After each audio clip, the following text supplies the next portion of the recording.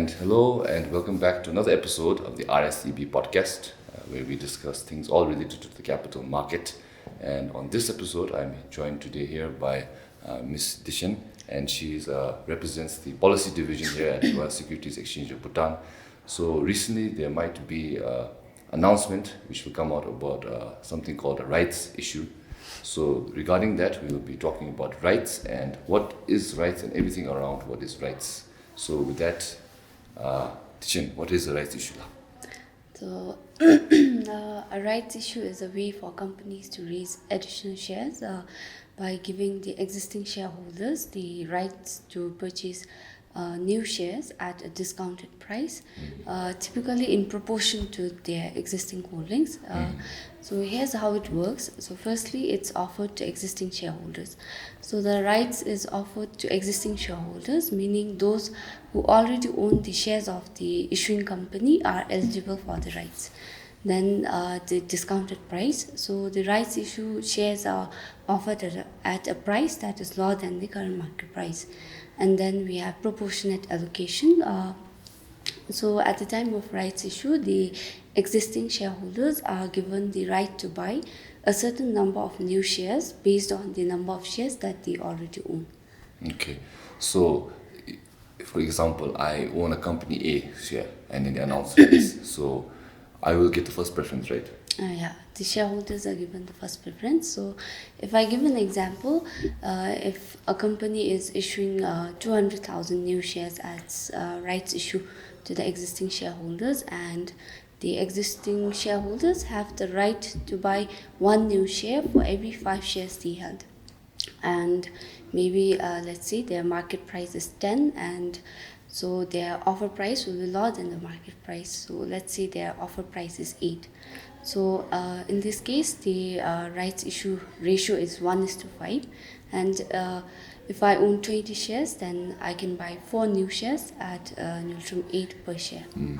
So let's say example, I am a shareholder, but I'm given the first preference, but I don't want to buy shares. Then what happens?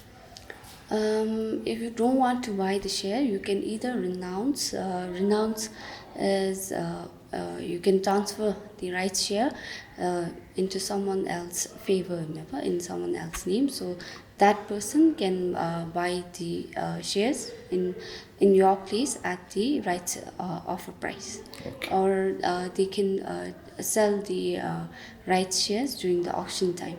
Okay, so let's say why do companies do rights? What is like the kind of reasons we would find for a company to go for this rights issue?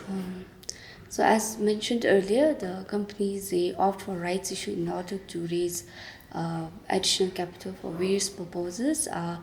For instance, it could be to fund new projects, then to pay off debts and to buy assets as well without incurring debt. So through rights issue, it avoids the companies to it helps the companies to avoid borrowings from external sources, and also maintains the control within the existing shareholders. Okay, Dechen, as if I am a shareholder of the company and they're offering rights, how do I subscribe? So once the rights issue is approved by the committee, the exchange as well as the issuing company will make announcement in the social medias. So they'll provide the key information such as the offer price, rights issue offer price, the ratio, and the subscription period as well. And they will also mention the executing broker. So the issuing company, they will appoint an executing broker. So they'll also mention the details of the executing broker. So once you have understood the terms of the offer, and if you want to subscribe, then you can contact the appointed broker, and the broker will guide you on the process. So one requirement is the subscription application form. So you'll have to fill up your details such as your name, CID, CD account number, and then the number of shares that you already own and the number of shares that you want to subscribe.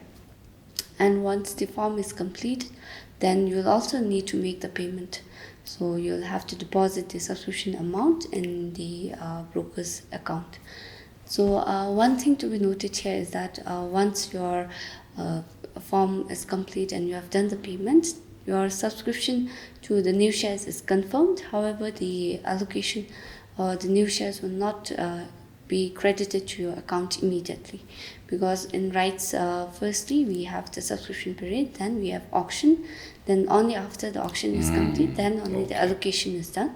So firstly, during the subscription period, you can just confirm the subscription, and after the auction, then the allocation will be done. So later on, you can follow up with your broker or check your share statement if the new shares have been credited to your account or not. Okay, so Dechen, let's say I am not a shareholder of the company and the rights is being offered. Do I still get a chance to buy if I'm not a shareholder? Yeah, even if you are not a current shareholder, you can still participate in the rights issue. So there are two options. The first one is renunciation. So in this method, the existing shareholder renounces or transfer his rights share in your favor. So during that time, you can buy or purchase the rights share at the rights offer price. And then the second option is through auction.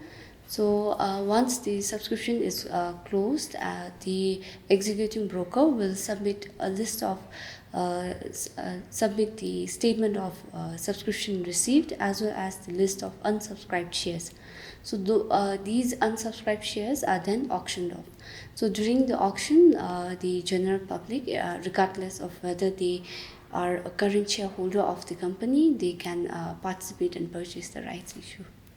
Okay, so it's an auction system. So can you explain a little bit about how this auction system works? So once the executing broker, so the issuing company, initially they appoint an executing broker to execute the rights issue. So once the subscription, they'll set a subscription period. So the subscription period, it's usually, it should not be less than 15 days and not more than 30 working days. So they'll set the subscription date as per that requirement, and then once the subscription closes, then the executive broker will submit the statement to the exchange. Then RSEB, within 2 working days after the receipt of the list, we will announce the auction date. So the auction for the rights issue will be open for 3 working days after the announcement. So once the announcement and the date is fixed, the interested bidders, they can submit their bids to any of the brokers, or they can even bid through the online auction portal of RSEB. Understood. So these kind of companies which decide to go for rights, when do they decide, okay, now let's go for rights? Do they have a meeting, or is it like, is there something in their company profile? When is this decision actually made? First the board, they will discuss it during the board meeting whether to propose for rights issue or not. So once they have decided they want to offer rights issue, then they will either call for AGM or EGM. So if the AGM for the previous financial year is not yet conducted, then they can include this agenda during the AGM. And in case if they have already conducted the annual general meeting, then they can call for an extraordinary general meeting in order to endorse the agenda. And in order to endorse the agenda, it shall be approved by shareholders representing 75% of the paid-up shares. Okay, so you just mentioned of AGM and EGM. So what is AGM and what is EGM actually? So AGM is annual general meeting. So it is usually held once a year, and it's held mainly to discuss on the routine business matters, such as to discuss on the company's annual financial statements, then to declare dividend if there is any, then to elect and re-elect directors, to fix remunerations of the CEO and directors, and also to discuss and vote for any important matters that require shareholders' approval. Okay, so what is the difference between an AGM and an EGM? So EGM is extraordinary general meeting. So EGM is held as and when needed, remember, outside of the regular annual schedule. So it is the purpose for EGM is to address and any important matters that cannot wait until the next AGM. So if there are any urgent matters, they will call for AGM, such as if the company, if there's merger and acquisitions, then if there company change in the company's constitution, then the issue of new shares. So likewise, there's also another condition where the company will call for EGM. So that is as per the Companies Act, if the shareholders owning 10%, at least 10% of the company's paid-up capital request for an EGM, then the board of directors should promptly organize an EGM. Okay.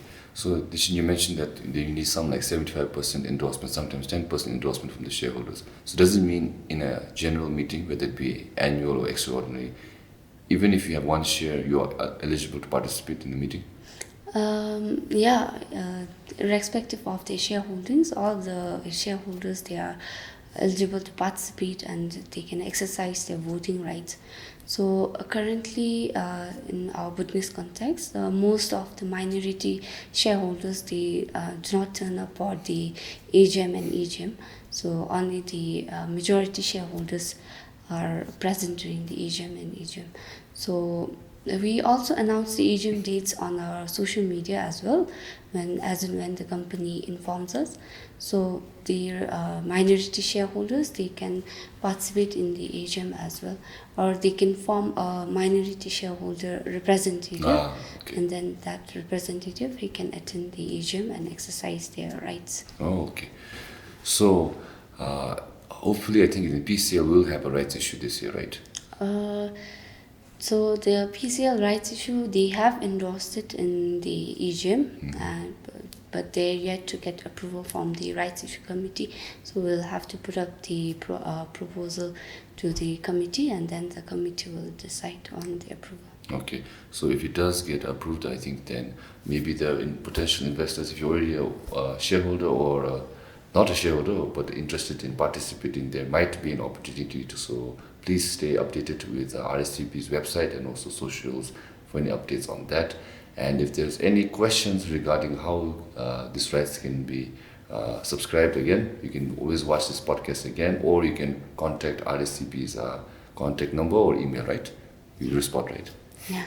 Okay. So anything else did you miss you want to add on regarding our conversation today? I'd like to focus on there's one point Okay. that needs to be noted. So during the rights issue subscription, there is no commission charged on these shareholders. Okay. So they do not have to pay any commission. But whereas during the auction, the permissible fee charged by the respective brokers as well as by RSEB through its online auction portal is 2% of the successful bid value. So during the time of auction, they are charged with a commission of 2%. Okay.